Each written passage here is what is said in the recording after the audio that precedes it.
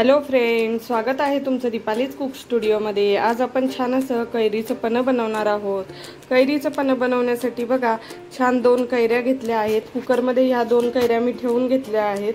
आपल्याला कैऱ्या शिजवून घ्यायच्या आहेत। तर आता यामध्ये आपली कैरी बघा छान अशी शिजलेली आहे।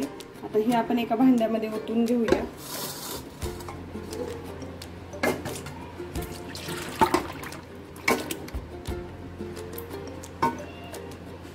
यामध्ये आपण कैरी काढून घेतली। आता हे जे पाणी आहे ते काढून टाकू आपण। कैरीतलं पाणी काढून टाकलं। आता दुसरं आपण पाणी घालू यामध्ये, थंड पाणी। 1 ग्लास भरून पाणी घातलेले आहे आपण। आता हे जे कैरी आहे चांगली शिजली आहे। या पाण्यामध्ये आपल्याला कैरीचा सर्व गर काढून घ्यायचा आहे। मस्त असं आपलं पन्ह तयार करायचं आहे बघा मैत्रिणींनो। एकदम मस्त अशी ही रेसिपी आहे। कैरी छान अशी शिजलेली आहे। आता हे सर्व आपण या पाण्यामध्ये असं साधं आणि जे कोय आहेत ते चांगल्या चोळून घेऊया आणि छान असा आपला पन्ह तयार करूया बघा। एकदम हेल्दी आणि मस्त अशी रेसिपी आहे। तर हे सर्व आपण काढून घेऊ। असं आपल्याला चोळत राहायचं पाण्यामध्ये, म्हणजे जो गर आहे तो सर्व निघून येतो।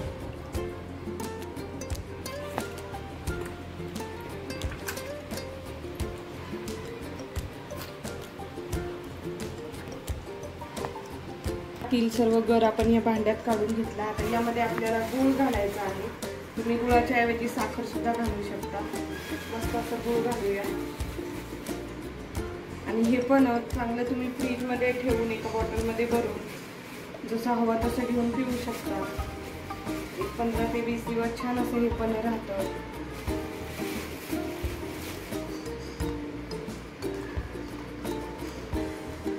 गुळ आपण यामध्ये मिक्स करून घेतला होता। चांगला हलवत राहूया जेणेकरून जो गुळ आहे तो पूर्ण कैरीमध्ये विरघळला जाईल। असं आपण हातानेच हलवून घेऊ। तुम्ही चमच्याने किंवा रवीने सुद्धा हलवू शकता।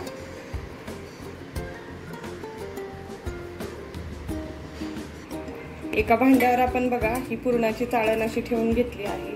आता जे कैरीचं आणि गुळाचं जे मिश्रण आहे ते यावरती थोडं थोडं घालूया आणि गाळून घेऊया। आपल्याला असं कैरीचं पन्ह बनवण्यासाठी हे जे मिश्रण आहे त्याचं गाळून घ्यायचंय, कारण जे गुळामधला जो कचरा असतो तो पण निघून जातो आणि गाठी वगैरे पण व्यवस्थित सुटल्या जातात। त्यासाठी आपल्याला असं हलवत राहायचंय। आता आपण हे सर्व असं तयार करून घेऊया।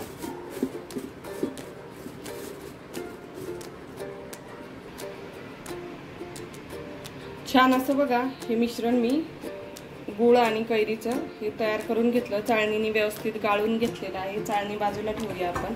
हे मिश्रण मी तुम्हाला दाखवते किती घट्टसर बघा मिश्रण आपलं झालेलं आहे। हे मिश्रण आपण मस्त फ्रीजमध्ये ठेवून ना छान 15-20 दिवस छान कैरीचं पन्ह रोज हवं तेव्हा आपल्याला पिऊ शकतो। आता यामध्ये आपल्याला घालायचं आहे थोडंसं मीठ घालायचंय। त्याचबरोबर थोडीशी साखर घालायची आहे। तुम्ही साखर सुद्धा वापरू शकता बघा मैत्रिणींनो। आता यामध्ये विलायची पावडर टाकायची। विलायची पावडरने अजूनच छान अशी टेस्ट येते। विलायची पावडर घातली। आता हे चांगलं मिक्स करून घ्यायचं।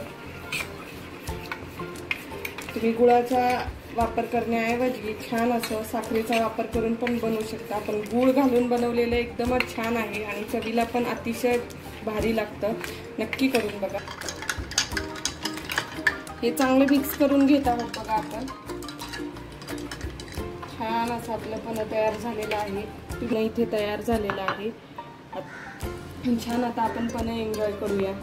नक्की तुम्ही करून बघा ही पन्ह्याची रेसिपी। माझी रेसिपी तुम्हाला कशी वाटली ही पण मैत्रिणींना कमेंट करून सांगा। आणि अशाच माझ्या नवनवीन रेसिपी पाहण्यासाठी दीपालीज कुक स्टुडिओला लाईक करा, शेअर करा, कमेंट करा, सबस्क्राईब करा। थँक्यू।